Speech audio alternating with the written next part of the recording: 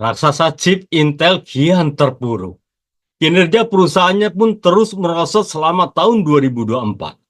CNBC Internasional melaporkan setengah nilainya telah hilang pada tahun ini. Laporan pendapatannya juga jadi yang terburuk selama 50 tahun terakhir.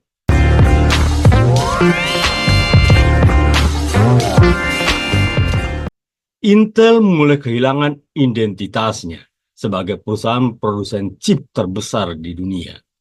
Perusahaan berusia 56 tahun ini dikalahkan oleh raksasa lain. Nvidia mengantongi nilai 3 triliun US dollar atau 30 kali kapasitas pasar. 30 kali lebih tinggi dari Intel. Selain itu, Intel juga melakukan PHK besar-besaran. Perusahaan memangkas 15.000 pekerja atau lebih dari 15% tenaga kerja. Prosesor atau chip buatan Intel selama puluhan tahun dipakai oleh nyaris semua komputer dan laptop di seluruh dunia. Oleh karena itu banyak yang bertanya-tanya, kenapa nasib perusahaan asal Amerika Serikat itu bisa berubah 180 derajat? Ini beberapa faktor dikutip dari berbagai sumber. 1. Cerita kejayaan Intel tergerus gara-gara bos tolak inovasi. Hal ini merupakan konsekuensi karena Intel terlambat terjun ke pengembangan teknologi kecerdasan buatan atau Artificial Intelligence (AI). Sektor tersebut sudah dikuasai pesaingnya, Nvidia. Intel sebenarnya punya kesempatan untuk membeli saham di OpenAI sekitar 7 tahun lalu. Saat itu pembuat ChatGPT masih organisasi penelitian nirlaba baru dan kurang dikenal publik. Sinyal positif untuk bekerja sama datang dari OpenAI yang ingin lepas dari ketergantungannya terhadap chip Nvidia. Namun Intel tak melanjutkan rencana kerjasama itu. Penyebabnya, CEO kala itu Bob Swan yang tidak cukup visioner menangkap peluang. Swan dilaporkan tidak berpikir modal AI generatif bakal dipasarkan dalam waktu dekat. Tak yakin OpenAI bisa mengembalikan investasi perusahaan jika kesepakatan diteken. Ternyata ketakutan dan kekhawatiran Swan tak terbukti. Keputusannya kala itu salah besar dan kini membuat Intel tertinggal jauh dari kompetisi AI. OpenAI berubah menjadi perusahaan besar berkat keberhasilan ChatGPT dalam waktu singkat. Intel tertinggal dari Nvidia, hingga Meta yang sudah mengembangkan AI di dalam perusahaannya. 2. Chip Intel ada di semua laptop. Kenapa kini PHK dan ngemis subsidi? Kondisi Intel begitu buruk sehingga ada kabar raksasa semikonduktor itu bakal dicaplok saingan utamanya Qualcomm. Menurut sumber Wall Street Journal, ini akan menjadi yang terbesar dan paling penting di industri teknologi global dalam beberapa tahun terakhir. Value Intel saat ini mencapai 90 miliar US dollar. Jika terrealisasi, akuisisi Intel bakal melampaui akuisisi Activision Blizzard senilai 69 miliar dolar oleh Microsoft. Intel juga sudah memohon bantuan pemerintah Amerika Serikat untuk mendekati perusahaan seperti Apple, Nvidia, dan lainnya. Dalam pertemuan baru-baru ini dengan Menteri Perdagangan AS, Gina Raimondo, CEO Intel Pat Gelsinger menyuarakan rasa frustasinya atas ketergantungan besar perusahaan-perusahaan Amerika Serikat pada Taiwan Semiconductor Manufacturing Company atau TSMC, pembuat chip kontrak terbesar di dunia. Mereka meminta bantuan pemerintah Amerika Serikat untuk menarik konsumen TSMC beralih memesan chip ke Intel.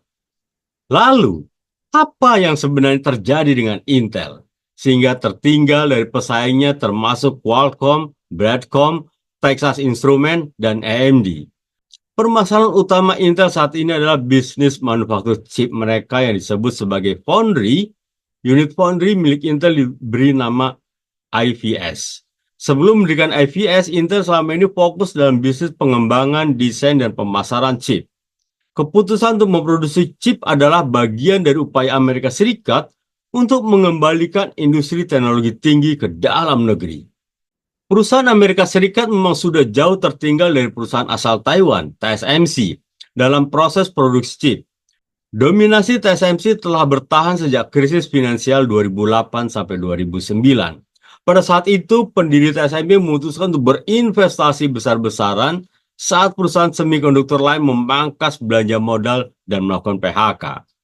Hasilnya, kini TSMC adalah produsen chip untuk nyaris semua merek mulai dari Intel, Qualcomm yang fokus mendesain chip untuk smartphone, hingga untuk Apple yang mulai mendesain chip sendiri untuk iPhone dan MacBook. Pemerintah AS tidak ingin tergantung dengan negara lain. Dengan dukungan pemerintah AS, Intel langsung mendirikan 3 fasilitas foundry di AS dan 3 pusat manufaktur di luar negeri. Mereka juga membangun fasilitas produksi pengujian dan perakitan di Asia dan Amerika Latin. Namun, ambisi tersebut tidak terrealisasi. Menurut Fogg, misalnya Intel menahan diri dan tidak mau mengeluarkan biaya besar untuk membeli mesin ultraviolet, dampaknya sekitar 30% dari pesanan chip Intel tetap diserahkan ke TSMC. 3. Intel kalah lawan Nvidia dan TSMC. Produk utama yang produksinya diserahkan ke TSMC adalah Core Ultra, yang digadang-gadang Intel sebagai chip penunjang teknologi AI di PC. Tak ingin ketinggalan bis AI, Intel meminta TSMC mempercepat produksi Core Ultra sehingga membayar lebih.